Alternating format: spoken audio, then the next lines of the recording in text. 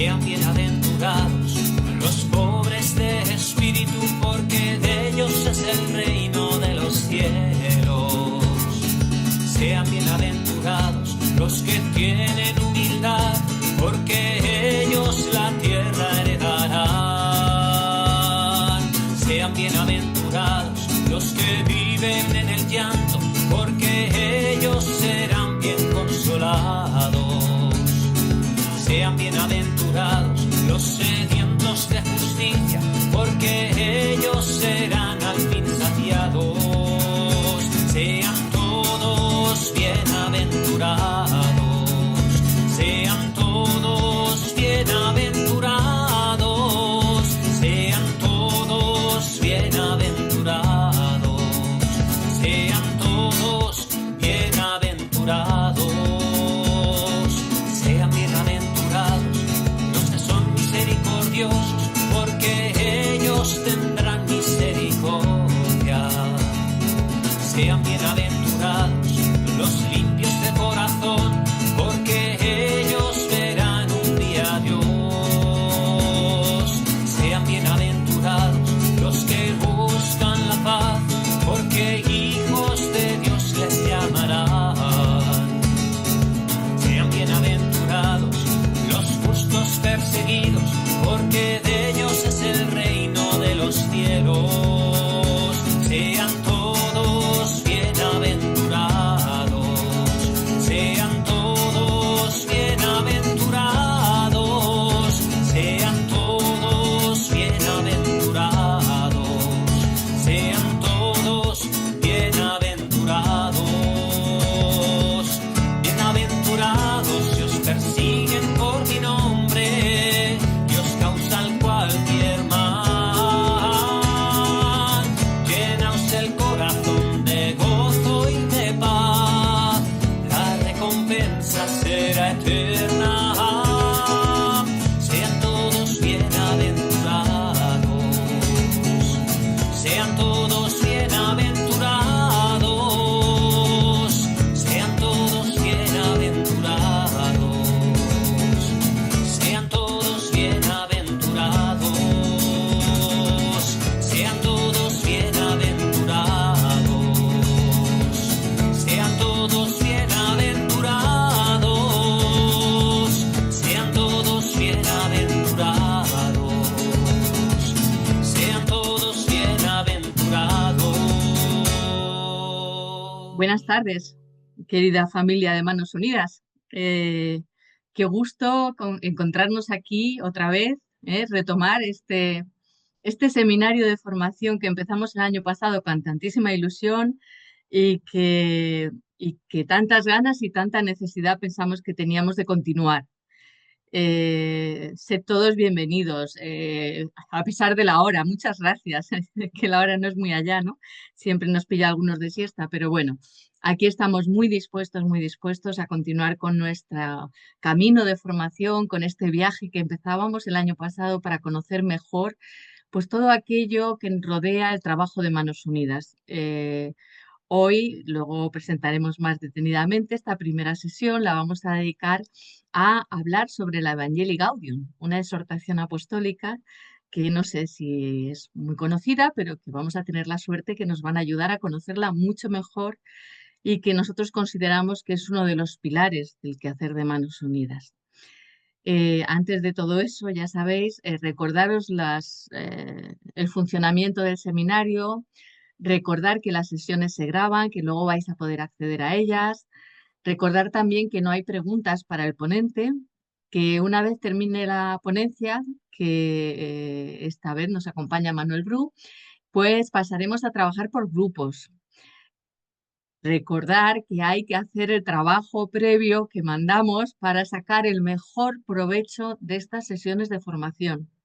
¿Se puede estar sin hacerlo? Sí, pero no conviene. Es mucho mejor traerlo hecho porque así entre todos y todas vamos construyendo lo que es esta casa, esta familia nuestra de Manos Unidas. Como siempre, antes de hacer nada, pues lo primero de todo, poner todo este trabajo, todo este rato que vamos a dedicar en manos de Dios.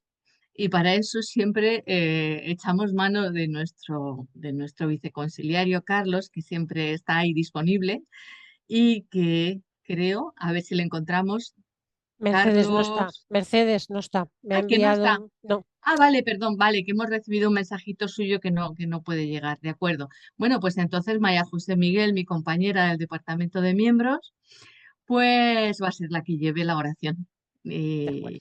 y la acompañamos. Bueno, pues vamos a poner todo este trabajo, el trabajo que hacemos en Manos Unidas, en manos del Padre, ¿no? Que todas estas tareas que llevamos a cabo pues sean para el bien, ¿no? Y se lo vamos a pedir mediante esta oración, que es la oración que está rezando la Iglesia en este tiempo de jubileo. Padre que estás en el cielo, la fe que nos has donado en tu Hijo Jesucristo, nuestro hermano, y la llama de caridad infundida en nuestros corazones por el Espíritu Santo, despierten en nosotros la bienaventurada esperanza en la venida de tu reino. Tu gracia nos transforme en dedicados cultivadores de las semillas del Evangelio, que fermenten la humanidad y el cosmos en espera confiada de los cielos nuevos y de la tierra nueva, cuando vencidas las fuerzas del mal, se manifestará para siempre tu gloria. Reavive en nosotros, peregrinos de esperanza, el anhelo de los bienes celestiales y derrame en el mundo entero la alegría y la paz de nuestro Redentor.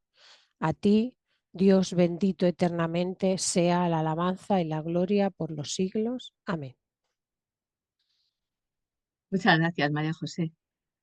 Pues ya entonces, sin más dilación, pasamos a presentar a nuestro ponente, que ya como es casi de la casa, ya casi no hay que presentarle porque el pobre le explotamos muchísimo, pero siempre está disponible y le damos muchísimas gracias por ello. Nos acompaña esta tarde para hablarnos de la exhortación apostólica Manuel Bru. Manuel Bru nos acompañó, tuvimos la suerte que inauguramos el año pasado el seminario con él. Y como no nos cansamos de pedir, pues le hemos vuelto a pedir que este año nos acompañe en esta primera sesión. Él nos va a hablar, os decía, sobre la Evangelii Gaudium, de la exhortación apostólica del Papa Francisco del año 2013, porque da unas claves que nosotros hemos considerado fundamentales para lo que es el quehacer de Manos Unidas. Nos va a ayudar a irla un poquito diseccionando, entendiendo y buscando esos pilares donde sostener el trabajo que hacemos desde Manos Unidas. Manuel es delegado episcopal de catequesis de la Archidiócesis de Madrid. Es también presidente de la Fundación Crónica Blanca, que es una fundación que se dedica a la comunicación social de inspiración cristiana. Y aparte de eso, pues es un enamorado de Manos Unidas, algo que es mutuo, y nosotros también enamorados de tu trabajo. Y ya sin más, porque no perdemos más tiempo, te dejamos para que tú nos cuentes y nos descubras todas esas maravillas que esconde esta exhortación apostólica. Muchísimas gracias, Manuel.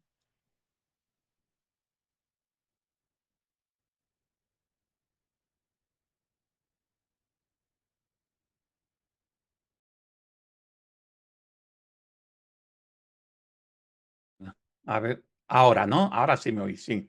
Pues muchísimas gracias, Mercedes, y muchísimas gracias a todos los que estáis participando en este seminario. Me estaba dando cuenta ahora de la oración del jubileo que habla en esta oración la siembra del Evangelio, ¿no? Pues de esto habla Evangelii Gaudium, ¿no? Y sobre todo una siembra del Evangelio, y esta es una de las claves fundamentales de esta exhortación, que está llamada no solamente a anunciar sino el Evangelio, sino a sembrar.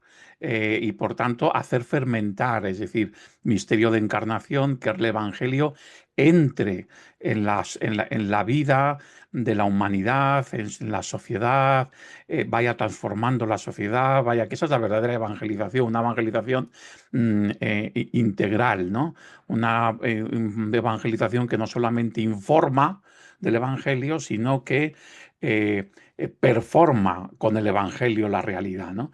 Yo creo que esa es la clave fundamental en la línea de lo que es, sobre todo desde el Concilio Vaticano II, la idea de la misión de la Iglesia, ¿no? Bien, dicho esto, porque me parecía interesante a partir de la oración, pues vamos a hablar un poquito de Evangelii Gaudium. Evangelii Gaudium es una exhortación apostólica, como antes nos decía Mercedes, del Papa Francisco, que siempre se la ha considerado como la hoja de ruta de su magisterio, del magisterio del Papa Francisco, ¿no? Vamos a abordar el documento a partir de una serie de preguntas. En primer lugar, para contextualizarlo, son dos preguntas prácticamente para contextualizarlo y luego ya otras cuantas más para analizar su contenido. Yo intentaré ir lo más ágil posible para ajustarme al tiempo que me habéis propuesto, ¿no? Entonces, en primer lugar, para contextualizar este documento, yo creo que conviene saber que hay que preguntarse qué relación tiene esta exhortación con la nueva evangelización propuesta por San Juan Pablo II. A mí esto me parece importante, sobre todo porque, bueno, si yo he tratado de aportar algo no novedoso, pero sí de insistir y de repetir algo por ejemplo, pues en la docencia en la Universidad Eclesiástica San Damaso, que doy un curso en el bienio de evangelización sobre la misión con los alejados y los lejanos, y que he tratado de publicar en los libros, sobre todo en el libro sobre la nueva evangelización, es que en el magisterio de los papas, y esto es evidente en los papas desde Pablo, desde Juan XXIII al actual, cada uno ha aportado una novedad, lógicamente, pero en la continuidad, ¿no? Entonces, en ese contexto es importante también ver este punto, ¿no?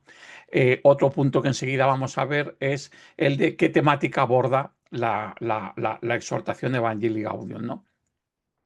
Y a partir de ahí, pues una vez que ya hemos visto en este contexto que es también la aportación, la temática que la misma exhortación nos propone, pues ya podemos empezar a ahondar, ¿no? ¿Dónde está la principal aportación?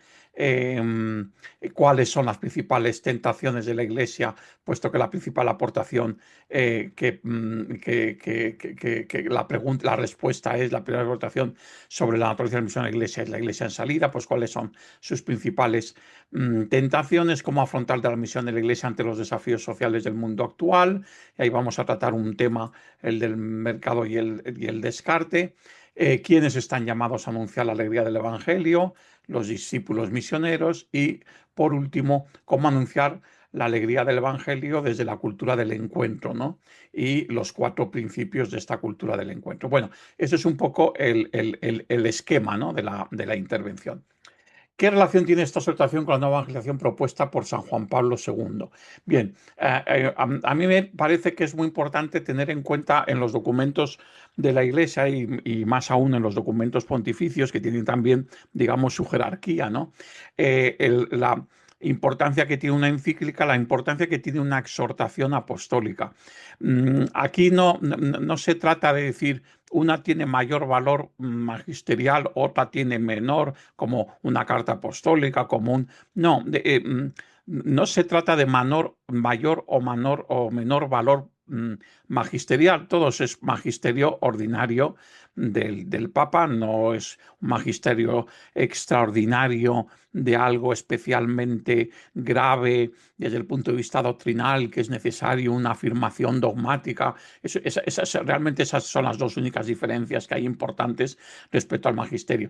Pero es muy importante por el objetivo, el destinatario y luego la génesis de ese documento, ¿no? La génesis es fundamental. Las exhortaciones apostólicas postsinodales son muy importantes para la Iglesia después del Concilio Vaticano II porque es la filosofía conciliar. Es decir, el Concilio Vaticano II, Pablo VI, cuando lo termina, él tiene muy claro que, bueno, que tiene que cerrar el concilio, pero que no hay que cerrar la experiencia conciliar del concilio, la experiencia sinodal del concilio. Aquí está la palabra clave, la experiencia sinodal. Y entonces se le ocurre esa magnífica idea de mantener una permanente asamblea del sínodo de los obispos, asamblea del sínodo de los obispos que se reúne frecuentemente para tratar una temática concreta y de la cual normalmente luego el Papa hace una exhortación apostólica postsinodal. Entonces, esta dinámica de las exhortaciones apostólicas postsinodales son muy interesantes desde el concilio por estas dos razones. Primero, porque son una continuidad del Concilio Vaticano II desde el punto de vista, digamos, no solamente de los contenidos o del desarrollo de los contenidos en cuanto a aplicación de la reforma del concilio, sino incluso desde el punto de vista canónico, desde el punto de vista de la estructura misma de la finalidad de los documentos, ¿no? Entonces, en ese sentido son muy importantes, ¿no? Y luego son muy importantes también porque normalmente cuando los papas escriben estas exhortaciones apostólicas están también aprovechando toda la riqueza del debate conciliar, ¿no? Entonces, el mismo Papa Francisco es el único que rompe esa dinámica con un sínodo, precisamente el sínodo de la sinodalidad, que es el único que no tiene una exhortación. ¿Por qué? Porque en este caso lo que hizo fue un plus, darle mucho mayor valor al documento final del sínodo, y ya que es un sínodo sobre la sinodalidad, dar mayor valor al trabajo sinodal y diciendo yo no voy a hacer una interpretación de la participación en el sínodo, sino que voy a publicar como documento magisterial mío, del Papa, directamente lo que son las conclusiones del sínodo. Pero excepto el sínodo de la sinodalidad, los demás, que además es un sínodo distinto a estos sínodos del posconcilio, porque es un sínodo en el que no es sínodo de los obispos, es sínodo de todos los fieles cristianos, porque participaron como padres sinodales de todas las vocaciones, ¿no? Entonces tiene una estructura distinta. Pero las exhortaciones apostólicas son sínodo de los obispos del concilio y con esta clave. Bueno, pues dicho esto, es muy importante desde aquí contextualizar. Ahora lo vamos a ver. En primer lugar, San Juan Pablo II propone tres mismos ámbitos de desarrollo de la nueva evangelización, que son esa trilogía de ámbitos dinámicos y abiertos del desafío misionero de la Iglesia con los cercanos, los alejanos y los lejanos. Bueno, pues esto que aparecía ya en Evangelii Nunciandi de algún modo en Pablo VI, que luego Redemptoris Missio Juan Pablo II lo desarrolla, y luego Francisco lo termina de definir a partir de Evangelii Gaudium. No me puedo detener en esto, pues, como tantas otras cosas, porque esto daría para un seminario entero, ¿no? Pero es muy importante porque esta dinámica relacional no es una estratificación de los destinatarios de la evangelización. La Iglesia renuncia a estratificar a los destinatarios de la evangelización entre creyentes, no creyentes, ateos, agnósticos, practicantes, no practicantes, porque eso es encasillar a la gente. La gente vive una situación de relación con la fe, con la Iglesia, una relación de lejanía porque no lo conoce, ¿no? La misión a dientes, o porque ha nacido ya en una sociedad muy secularizada y no ha tenido ningún contacto con el Evangelio de Jesucristo, que se le ha alejado, o una persona que ha tenido fe o que ha recibido al menos la transmisión de la fe, incluso los sacramentos de la iniciación cristiana, pero que se ha ido alejando por distintas razones, el alejado, o una persona que convive más amable o poco amablemente, pero sigue conviviendo dentro del seno de la Iglesia, que serían los cercanos, ¿no? Entonces, estas tres categorías, no, siempre y cuando cuidemos que tampoco sirvan para encasillar, son dinámicas. ¿Por qué? Porque hacen relación a la relación con la Iglesia y por tanto a la cercanía o el alejamiento, cercanos, alejados, lejanos, no depende solamente del destinatario, depende también de la Iglesia, de si está más cerca o está más lejos de ellos. Cuanto más me acerque a los alejados y a los alejanos, desde esta comprensión de la cercanía, menos alejados y lejanos están, independientemente de que eso lleve a una confesión más explícita o no de la fe, ¿no? Yo creo que esta es una dinámica muy interesante que recoge, tal vez donde mejor está desarrollada, lógicamente es en Evangelii Gaudium, porque ya lo había desarrollado Juan Pablo II, Redemptoris Missio, a partir de la intuición inicial de Pablo VI en Evangelii Nunciandi, pero aquí queda ya desarrollada de un modo mucho más claro, ¿no? Explícitamente propone Evangelii Gaudium al comienzo tomarse en serio la propuesta de San Juan Pablo II sobre la nueva evangelización. Bueno, se me ha olvidado decir antes, porque lo tengo en otro punto en la diapositiva, no estaba muy bien ordenado, que queda un salto cuando hablaba de las exhortaciones apostólicas. Es que la asamblea del Sínodo de los Obispos, de la que nace Evangelii Gaudium, es una asamblea del Sínodo de los Obispos convocada por Benedicto XVI para hablar de la nueva evangelización, para la actualización de la nueva evangelización. Es decir, que hablar de nueva evangelización, que es una expresión típica de San Juan Pablo II, aunque hay que remontarse lógicamente al concilio y a Pablo VI y a Evangelii Nunciandi en su espíritu, ¿no? Y hablar de Evangelii Gaudium es hablar de la nueva evangelización que se va reactualizando, ¿no? Bien, dicho esto, explícitamente propone, dice Evangelii Gaudium, Juan Pablo II nos invitó a reconocer que es necesario mantener viva la solicitud por el anuncio de los que están alejados de Cristo, porque esta es la tarea primordial de la Iglesia, ¿no? ¿Y qué sucedería si nos tomáramos realmente en serio esas palabras? Simplemente conoceríamos que la Iglesia misionera es el paradigma de toda la obra de la Iglesia. Aquí ya encontramos una expresión que yo creo que es muy importante para Manos Unidas, que está al pie del caballo con la vida de los misioneros, ¿no? Es que la vida, los misioneros ardientes, ¿no? La vida misionera es el paradigma de la obra de la Iglesia. La Iglesia hay muchas iniciativas, todas responden a la misión de la Iglesia, pero todas tienen como paradigma la misión ardiente de la Iglesia, la del misionero que lo deja todo para irse allí donde es más necesario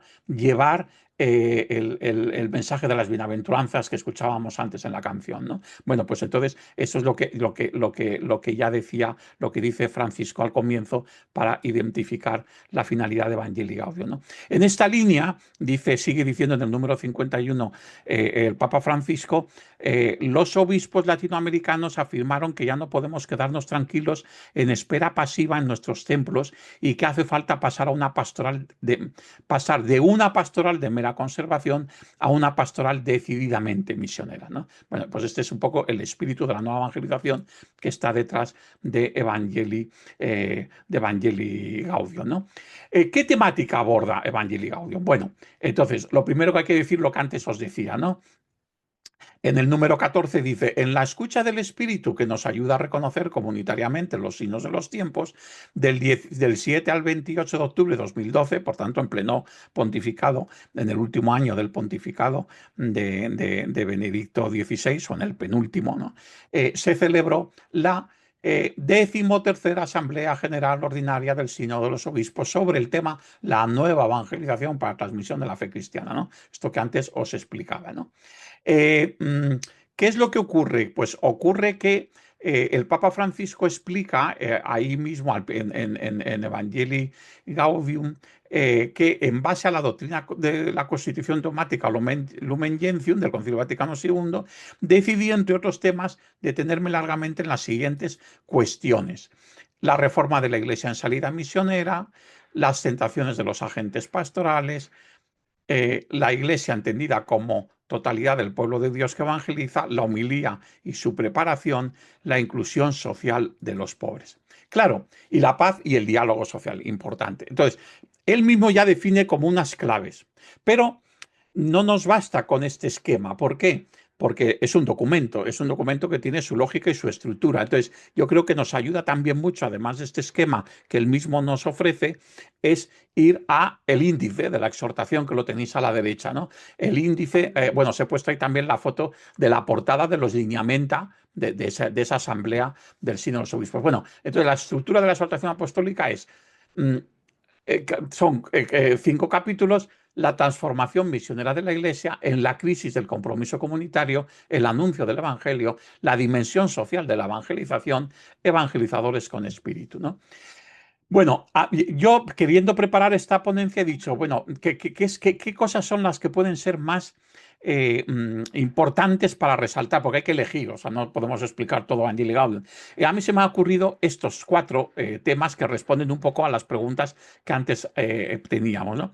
De los capítulos 1 y 2, la transformación misionera de la Iglesia y en la crisis del compromiso comunitario, pues esta clave de la Iglesia en salida y las tentaciones de la Iglesia mundana. Es verdad que de este tema os hablé en la lección del año pasado, capítulo que era directamente sobre este tema. Aquí voy a ir solamente a Evangelii Gaudium sin mayor desarrollo, pero me parece que es fundamental porque lo más importante de Evangelii Gaudium no es, por decirlo de algún modo en términos teológicos, la teología misionera que propone o la teología pastoral que propone. Lo más importante es la eclesiología que propone, es decir, la visión de la Iglesia que propone, ¿no? Por eso a mí me parece fundamental este primer punto sacado, digamos, de los dos primeros capítulos. Del capítulo, porque se habla en los dos primeros, específicamente del capítulo segundo, el tema de no una economía de la exclusión, el mercado y el descarte.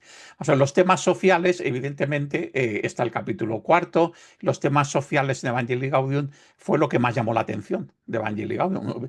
No es muchos decían, pero no es un documento sobre la evangelización. Pues parece un documento de la doctrina social de la Iglesia. Bueno, es que nosotros enseguida hacemos separaciones muy artificiales. Es que todas las cosas están unidas en el mensaje evangélico. El evangelio social no es entendible sin el evangelio, digamos, personal, ni al revés. Entonces, la dimensión social es fundamental en la evangelización. Evidentemente, Evangelii Gaudium tiene un peso de doctrina social de la Iglesia muy fuerte, siendo su objetivo no desarrollar un aspecto de la doctrina social de la Iglesia, sino responder a la pregunta cómo tiene que ser la misión de la Iglesia hoy. Pero su fuerza, digamos, de reflexión sobre la doctrina social es muy fuerte, sobre muchos ámbitos, ¿no? Por ejemplo, está todo el ámbito de la pobreza, está todo el ámbito de las periferias, que luego vamos simplemente a pasar por encima. Por cierto, Evangelii Gaudium hemos dicho que es la hoja ruta de la Iglesia hoy, aunque el Papa Francisco ya haya fallecido y nos haya dejado, sigue siendo la hoja de ruta de la Iglesia hoy. Y León XIV, que con su estilo, con su forma muy distinta a Francisco, pero que ya lo dijo desde el primer momento, sigue el mismo camino de reforma y las mismas claves de intuición de la reforma de la Iglesia y de la manera de presentarse la Iglesia ante el mundo y de actuar en el mundo, nos acaba de regalar una exhortación que trata directamente el tema de la pobreza y de las periferias desde estas bases eclesiológicas propias de Evangelii Gaudium, ¿no? Por tanto, es una consecuencia de Evangelii Gaudium. Mi interpretación personal, mi opinión personal, es que Dilexite es una aportación, como las demás aportaciones que hizo el Papa Francisco, pues esta es otra, hecha por 4 manos, las 2 manos de Francisco, porque ya estaba iniciada, y las 2 de León XIV, pero que tratan de poner actualizar un aspecto, el aspecto de la opción preferencial por los pobres y de que está en Evangelii Gaudium. Aquí yo he querido detenerme en un tema que no es ese, porque ese, digamos, es el más conocido o el más, sino en un tema que tuve también la oportunidad de hacer una síntesis cuando me pedisteis en Manos Unidas pues, algunos textos de un programa de formación sobre el tema de la economía, sobre formación en doctrina sobre la Iglesia, sobre el tema de la economía, porque me parece que es fundamental en el magisterio del Papa, y como donde más está desarrollado este tema del sistema económico es en Evangelii Gaudium, pues entonces no se puede hablar de Evangelii Gaudium sin hablar de este tema de los sistemas económicos, que evidentemente los contextualiza en el ámbito de la evangelización, ¿no? Que eso es lo más original, ¿no? Luego, del capítulo 3, yo creo que hay una clave fundamental del magisterio del Papa Francisco, que es todos somos discípulos misioneros, ¿no? Y en el capítulo 4, el bien común y la paz social, los 4 principios de la cultura del encuentro, que me parece que es además de que es un tema fundamental de Evangelii Gaudium, que es una de las aportaciones más originales en el magisterio de la Iglesia, pero originalísima, es un tipo de reflexión con un lenguaje, con unas claves filosóficas y teológicas que no tiene antecedente, ¿no? en el magisterio de la Iglesia, y además porque es el que vosotros habéis considerado como un tema clave para el diálogo que vais a tener después, ¿no? El tema de los 4 principios de la cultura del encuentro. Bueno, pues digamos que estos son los esquemas, el esquema definitivo del que hablaba desde el principio, ¿no? Bueno, se me había olvidado aquí las motivaciones espirituales, otro de los temas. Bueno, vamos a ir pasando para no atrasarnos. ¿Dónde está la principal aportación de Evangelii Gaudium sobre la naturaleza y la misión de la Iglesia, ¿no? Bien, pues el concepto lo sabemos, Iglesia en salida, ¿no? En realidad, la gran aportación estriba en un nuevo encuadre eclesiológico. Antes os lo decía. Lo más importante de Evangelii Gaudium es la propuesta eclesiológica, que es lo que lo une con el corazón del Concilio Vaticano II. Porque la gran pregunta del Concilio Vaticano II es: Iglesia, ¿qué dices de ti misma? Iglesia, ¿cómo quieres presentarte ante el mundo de hoy, al mundo moderno, ¿no? Entonces, bueno, pues esa es la pregunta fundamental del concilio, y esa es la pregunta fundamental de Evangelii Gaudium, pues pasados pues 50 años del concilio, ¿no? Bien, si tenemos que definir este nuevo encuadre eclesiológico, tenemos que referirnos a un término que el Papa Francisco plantea ya en su exhortación y que ha desarrollado a lo largo de los años de su pontificado, la Iglesia en salida. Como todos los términos novedosos, se corre el peligro de que terminen siendo expresiones tópicas, vaciadas de contenido, o al arbitrio de simplificaciones pueriles e interpretaciones erróneas, ¿no? De la Iglesia en salida se han hecho hasta bromas de mal gusto por parte de grupos eclesiales, ¿no? Lo cual es muy penoso, ¿no? Porque ya es pasar del estereotipo o del tópico ya a la burla, ¿no? No, el concepto Iglesia en salida es un concepto con una profundidad teológica impresionante, y además tiene unos antecedentes claves fundamentales, ya no digo solamente desde el Concilio Vaticano II, yo diría que desde Pío XII con Mystici Corporis, y ahí ya está, digamos, en germen este planteamiento, ¿no? Ojalá no quede en un mero eslogan, ¿no? Estas expresiones como esta, Iglesia en salida, ¿no?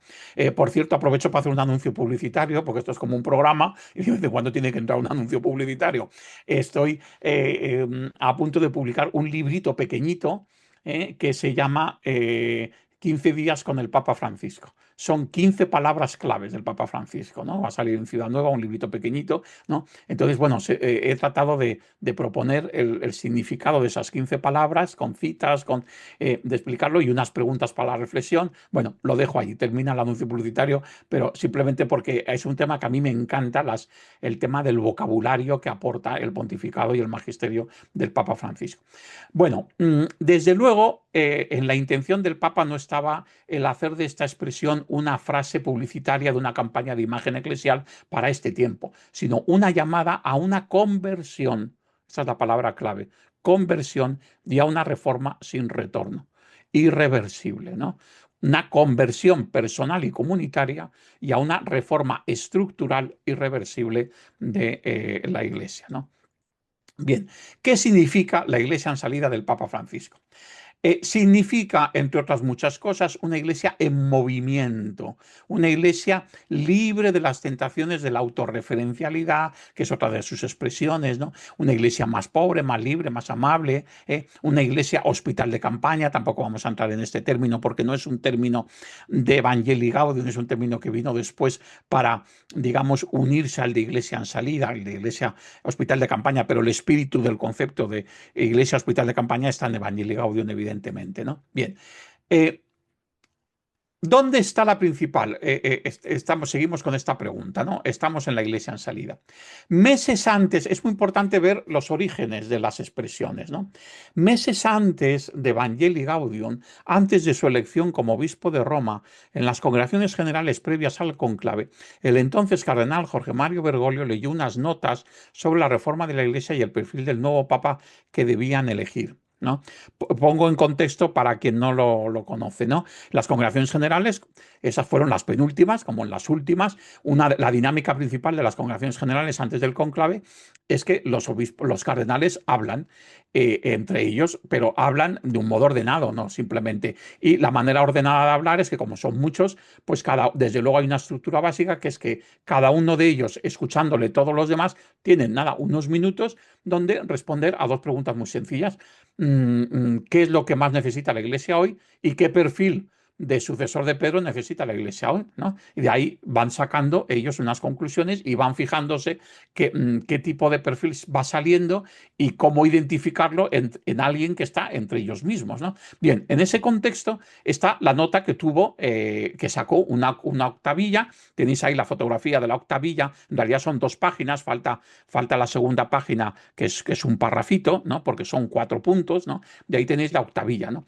¿Por qué tenemos esta octavilla? Pues ahora lo vamos a ver, porque luego lo vemos, porque el cardenal Ortega de La Habana, después de que el entonces cardenal Bergoglio en las congregaciones generales lo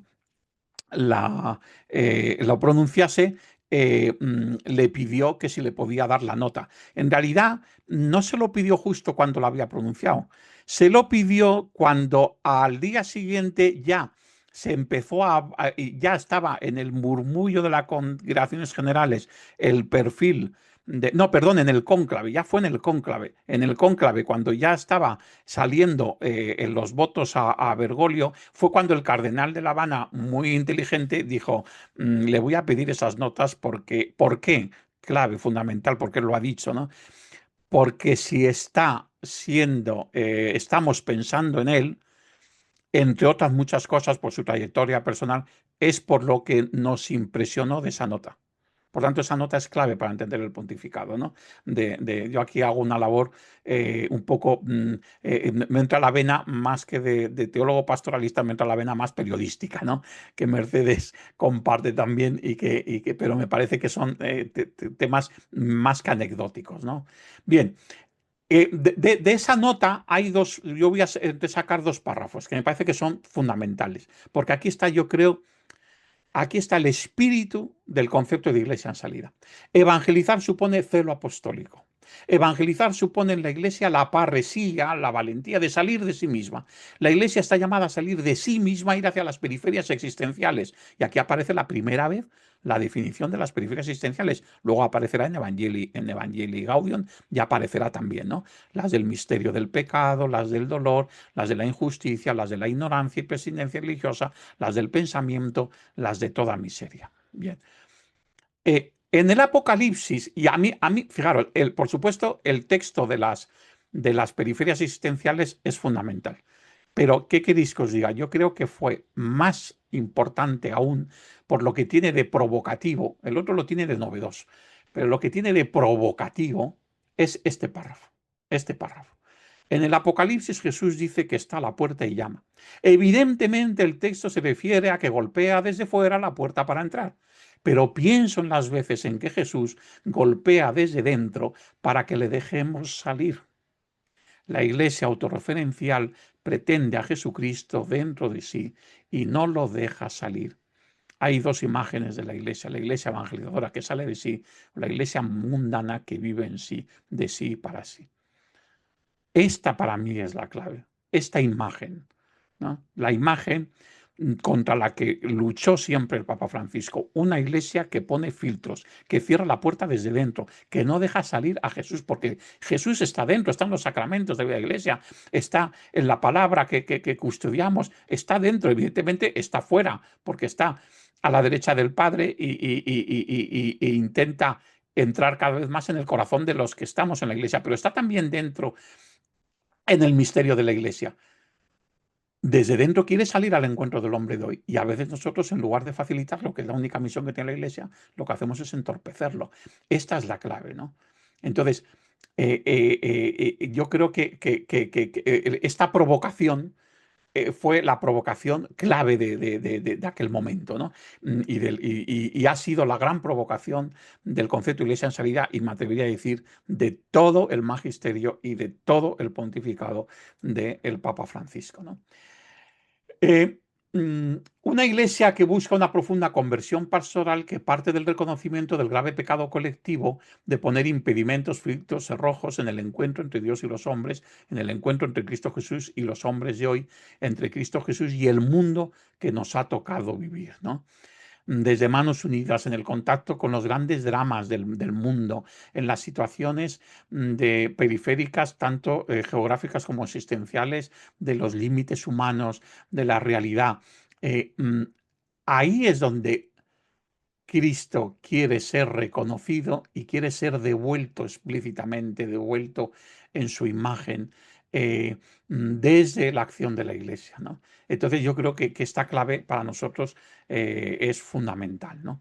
Una Iglesia que sabe esperar, que no pretende éxitos pastorales, sino que pretende sembrar el Evangelio por doquier, sembrar, no recoger. Esto insiste muchísimo Evangelii Gaudium, por ejemplo, aquí en el número 46, salir hacia los demás para llegar a las periferias humanas no implica correr hacia el mundo sin rumbo y sin sentido, ¿no? Esto es lo que rompe también toda esa visión de la evangelización de carácter proselitista, ¿no? De mero anuncio explícito del querigma del primer anuncio como un primer impacto, pero sin un misterio de encarnación, por tanto, sin esa paciencia que es sembrar, ¿no? que es fermentar, ¿no? Yo creo que aquí está claro, ¿no? Muchas veces es más bien detener el paso, sigue diciendo Francisco, dejar de lado la ansiedad para mirar a los ojos y escuchar, o renunciar a las urgencias para acompañar al que se quedó al costado del camino. Fijaros estas son las expresiones de la verdaderamente de la nueva comprensión de la Iglesia en salida. Una Iglesia que mira a los ojos, una Iglesia que escucha, una Iglesia que renuncia a la urgencia, una Iglesia que acompaña, ¿no? Yo creo que ya simplemente los verbos ya nos lo dicen todo, ¿no? Bien, una Iglesia que se pone en marcha en 4 movimientos. Conocéis estas 4 expresiones: primerear, es decir, tomar la iniciativa sin miedo, llegar a los cruces de los caminos para invitar a los excluidos. No leo el texto completo porque es la cita completa de los 4 puntos, ¿no? Involucrarse con obras y gestos, ¿no? Que asume la vida humana, que toma en consideración la vida humana, que se hace uno con la vida real de las gentes, ¿no? Tocando la carne sufriente de Cristo en el pueblo, ¿no? Una Iglesia que acompaña, ¿no? A la humanidad en todos sus procesos, ¿no? Por más duros y prolongados que sean, ¿no? Una Iglesia que fructifica, ¿no? La Iglesia encuentra la manera de que la palabra se encarne en una situación concreta y dé frutos de vida nueva, aunque en apariencia sean imperfectos, inacabados. Y entra dentro de ese imperfectos, inacabados, la consecuencia, digamos, explícita de la asunción de la fe. La misión de la Iglesia no tiene como fin que los que no crean llegue un momento en que digan, he descubierto la fe. No. No, primero porque eso entraría dentro de la clave de llevarles a Dios que no tienen a Dios. No, Dios ya está en ellos, Dios ya está trabajando en ellos. Se trata de ayudarles a que vayan haciendo un proceso en el que puedan descubrir el amor de Dios en sus vidas. ¿Cuándo, cómo, de qué manera, en qué términos, en qué tipo de explicitación en la conciencia? Todo eso es secundario. El fruto no está ahí, el fruto está en llevar la alegría del Evangelio, que es el título de la exhortación. El fruto es en sembrar la alegría del Evangelio, ¿no? Entonces, ahí es cuando ya se ve el mismo. Y festejar, ¿no? Que está muy bien porque en esa triple misión de la Iglesia que siempre se ha dicho, de que la Iglesia, por un lado, anuncia el Evangelio, por otro lado, ejerce desde la comunión la solicitud caritativa, ¿no? Vive el mandamiento nuevo del amor. Y por otro lado, celebra. Y la tentación de que siempre estas tres patas de la acción, de la actividad de la Iglesia, se conviertan en elementos extraños unos a otros entre los tres, es muy importante entender lo que significa festejar, porque une la liturgia a la acción misionera de la Iglesia, y una acción misionera de la Iglesia de fermento de el Evangelio, ¿no? Entonces ahí es donde tiene sentido la celebración, ¿no? Se dice, es preciosa esta expresión, la evangelización gozosa se vuelve belleza en la liturgia en medio de la exigencia diaria de extender el bien, en medio de la exigencia diaria. No puede haber una, digamos, una expresión del misterio que tiene que ver con la belleza de la liturgia, ¿no? De la presencia del misterio, si no va unida a la exigencia diaria de extender el bien, al compromiso, ¿no? Cristiano, ¿no? Bien. Las tentaciones, ¿no? Porque creo que es una pregunta fundamental. Voy a ir muy rápido en esto porque en aquella lección del año pasado creo recordar que ahondamos en este tema y no me quiero extender, ¿no? Simplemente mencionarlo, la tentación del aislamiento, que secunda el pesimismo estéril, propiciada por una espiritualidad del bienestar, o propiciada por esa imagen contrapuesta de la iglesia estufa, ¿no? Iglesia en salida, iglesia estufa, ¿no? Que acepta un reducido ámbito de refugio cristiano, ¿no?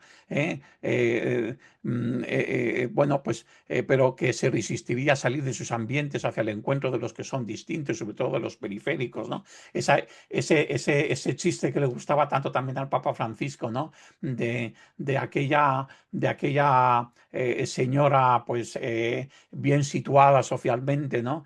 Que su nieta en un momento determinado, pues hablando que va a catequesis y tal, pero en un momento determinado le dice, oye abuela, pero realmente, ¿y quiénes se van a salvar, no? Y la abuela dice, pues ¿quiénes van a ser? Nos salvaremos los de siempre, ¿no? Bueno, pues a la iglesia estufa, ¿no? Nosotros, la gente de bien, que somos los que hemos mantenido la tradición. Y bueno, pues esto hay que romper, este esquema, ¿no? De iglesia estufa, ¿no? Bien.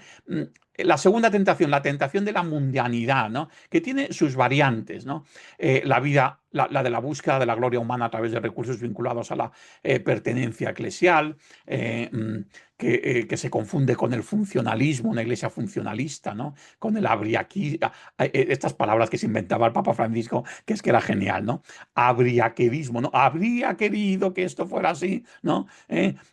Siempre hablan de lo que habría que hacer, ¿no? Pero luego nunca hacen nada, ¿no? Bien, la de la resistencia a la novedad del espíritu, bajo una supuesta defensa de seguridad doctrinal y disciplinaria, se esconde un elitismo narcisista. Bien, son todas estas expresiones que voy a mover esto aquí para que no me tape la lectura. Bien.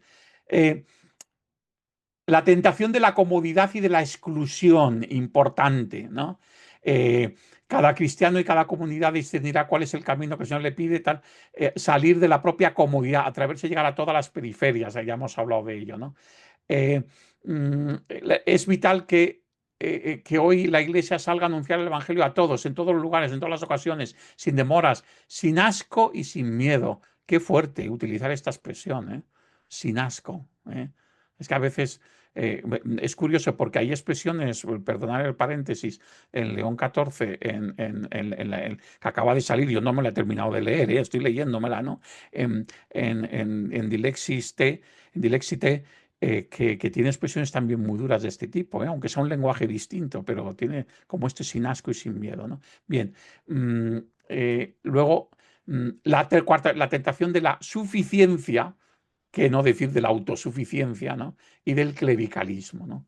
Tendremos todo claro, todo ordenado, pero el pueblo creyente y en busca seguirá teniendo hambre y sed de Dios, ¿no? Este clericalismo que en el fondo no es solamente una cuestión de de hacer del clero, de los obispos, de los sacerdotes, de los diáconos, de los que forman parte del ministerio ordenado, como una casta, sino que tiene unas raíces mucho más hondas, ¿no? Que es en el fondo es una tentación sociológica que ha existido en todas las organizaciones sociales y en todas las culturas, ¿no? Que es la de la aristocracia, ¿no? El que dentro de una sociedad se cree una aristocracia que no solamente se considere superior a los demás, sino que los demás consideran que ellos son superiores a ellos, que ellos son realmente superiores, ¿no? Entonces, esta es también pues una gran tentación de la que nos habla el Papa Francisco, ¿no? El mercado y el descarte. Vamos ya a fijaros que estamos ya en la quinta pregunta, de las 7, o sea que yo creo que vamos bien, ¿no? El mercado y el descarte. ¿Cómo afronta la misión de la Iglesia ante los desafíos sociales del mundo actual? En los 2 capítulos, porque de los 5 capítulos realmente los temas sociales aparecen en 2 capítulos en el segundo, y quiero recordar ahora, para no irme a la cuarta a las primeras diapositivas en el cuarto, un tema fundamental es este, ¿no? Se trata de una de las principales claves de la doctrina social de la Iglesia en su permanente mirada crítica a la llamada economía liberal de mercado, sin por ello pretender ofrecer técnicamente una tercera vía entre colectivismo y capitalismo, ¿no? Voy a hacer un paréntesis aquí, permitidme. Los teóricos del neoliberalismo, estoy pensando, por ejemplo, yo tuve la oportunidad de tener un diálogo público hace años, ¿no?, con Germán Tertsch, que es ahora eurodiputado de Vox en el Parlamento Europeo, y él defendió a capa y espada que las ONGs entorpecían el desarrollo social, así como os lo digo, ¿no? Que lo digo por la importancia que tiene en el contexto de formación de Manos Unidas, ¿no? Esta es la perspectiva del neoliberalismo. Es decir, para ellos es contraproducente la acción, pero no es contraproducente por el viejo axioma que evidentemente Manos Unidas no es que lo tenga claro ahora, lo ha tenido claro desde el minuto 1, ¿no?, de la existencia de Manos Unidas, el axioma de que no vale con dar el pez, sino que hay que enseñar a pescar, o que no vale solamente que no es suficiente el asistencialismo, sino que es necesario la promoción y la formación. No, la clave neoliberal es que si todas las relaciones humanas, sociales, económicas se basan en la competitividad y en la ley del más fuerte, entonces solamente el pobre podrá llegar a salir de su pobreza si él solo y por sí mismo se hace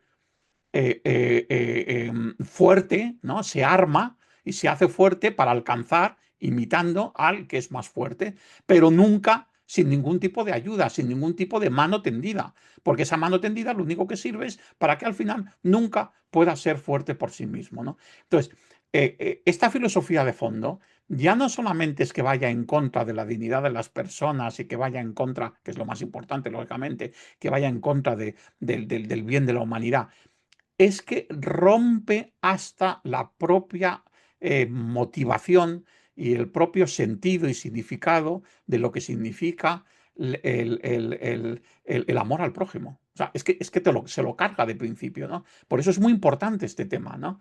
Porque todo está detrás el neoliberalismo es una filosofía de la vida que es la que sostiene la que sostiene teóricamente, doctrinalmente, el capitalismo puro y duro, ¿no?, la economía liberal del mercado, ¿no? Si por ello pretende ofrecer técnicamente una tercera vía entre colectivismo y capitalismo, la doctrina social de la Iglesia no entra en querer ofrecer una tercera vía, ni mucho menos un equilibrio, ¿no? Aunque es verdad que los textos de la doctrina social de la Iglesia, si hay algunas referencias de doctrina económica que tratan de inspirarse en ellos y que tratan de adecuarlos, pues son toda la línea keynesiana, ¿no? La línea keynesiana, la de que, bueno, pues por lo menos corregir el mercado con un planteamiento social, de economía de comunión, de economía bien. Pues, bueno, en Evangelio Gaudium establece estas 3 negaciones que a mí me parece que son muy importantes, ¿no? Por un lado está la negación de la cultura del descarte. Grandes masas de la población se ven excluidas y marginadas, sin trabajo, sin horizonte, sin salida. Se considera al ser humano en sí mismo como un bien de consumo que se puede usar y luego tirar. Hemos dado inicio a la cultura del descarte, que además se promueve. ¿Y qué tiene que ver esto con la evangelización? Todo, 100% con la evangelización. Porque la evangelización es la cultura del encuentro frente a la cultura del descarte. Es la cultura de la dignidad humana, ¿no? Es el gran anuncio de las bienaventuranzas, ¿no? De que tú, cuanto más limitaciones tienes, más importante eres para Dios y más importante te presentas ante los demás, ¿no? ¿Por qué? Porque tu tesoro no está en tener más o menos capacidad, o más o menos suerte en la vida, o más o menos, sigamos una lista interminable, sino en lo que tú eres en tu dignidad de hijo de Dios, ¿no? Ese es el corazón del Evangelio. Por tanto, la cultura del descarte, a mí no me gusta para nada y rechazo visceralmente todo ese lenguaje, porque además es el que más utiliza algunos sectores que yo creo que tiene una interpretación muy poco ortodoxa de lo que es la misión de la Iglesia, que hablan del combate cultural. No, porque la Iglesia está llamada a dialogar con la cultura, no a crear una cultura propia, y que se pelee con las demás culturas. No, está llamada al diálogo fe cultura con todas las culturas. Pero sí que creo en eso que hablaba Juan Pablo II de la lucha por el alma de este mundo, que es una lucha que se establece, que no la llevamos nosotros, se establece a otro nivel, ¿no? A un nivel espiritual, a otro nivel, pero que nosotros estamos metidos en ella, ¿no? Y en la lucha por el alma de este mundo, aquí sí que está el Evangelio por un lado y la cultura del descarte por otro, ¿no? Y las demás negaciones que aquí aparecen, ¿no?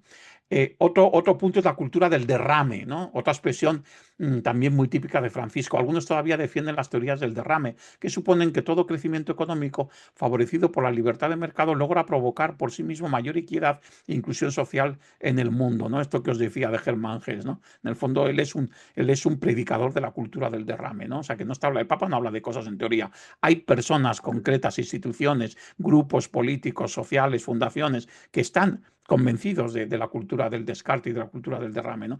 Esta opinión, que jamás ha sido confirmada por los hechos, expresa una confianza burda e ingenua en la bondad de quienes detentan el poder económico y en los mecanismos sociales sacralizados del sistema económico imperante, ¿no?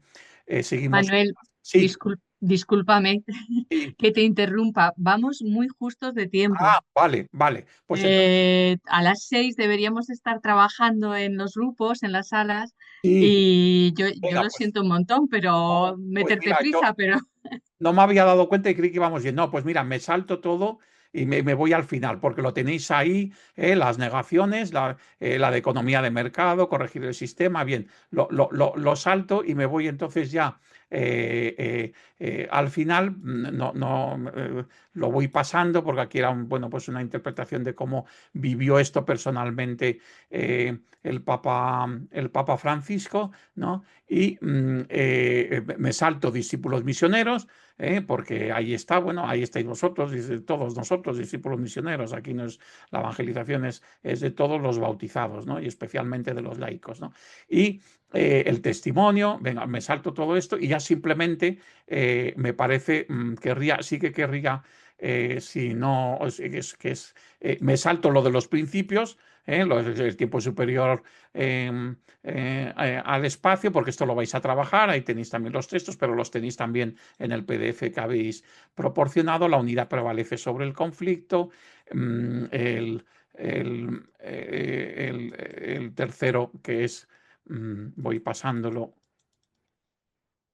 espérate que se me ha ido. La realidad es más importante que la idea. Bien, y no, yo solamente quería terminar, perdonarme esto que es lo que había añadido desde esta mañana, el todo superior a la parte. Bueno, aquí lo tenéis porque además como lo vais a trabajar ahora, no, yo quería terminar recordando a un primo hermano mío, perdonadme esta disgregación, pero es que me ha venido enseguida a la mente, ¿no? Porque creo que al hablar de documentos es bueno luego hablar de la vida real, ¿no? Mi primo José Juan, primo hermano mío, ¿no? Era un joven, bueno, yo tengo 60 años, pues él hoy si siguiese vivo ya murió de un accidente en Cuba de tren, hoy tendría 75 años, ¿no?